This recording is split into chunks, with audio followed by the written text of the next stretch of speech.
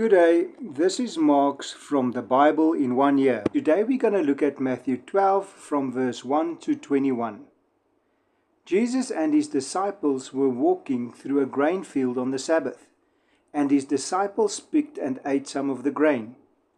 The Pharisees accused them of breaking the Sabbath law, but Jesus responds by pointing out how David ate the consecrated bread and how priests work on the Sabbath without guilt.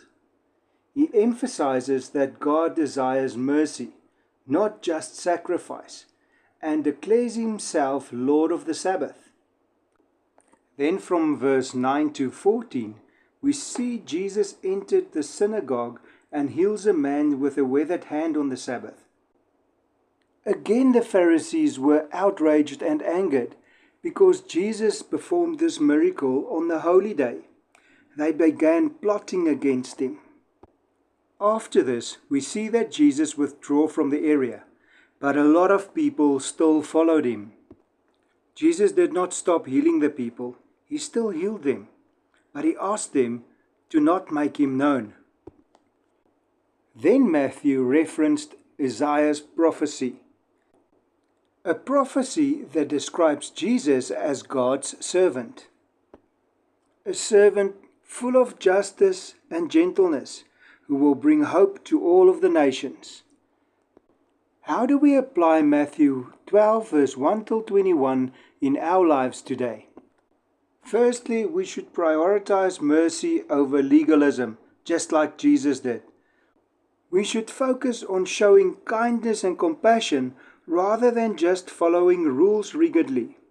For example, helping someone in need should take priority over legalistic concerns.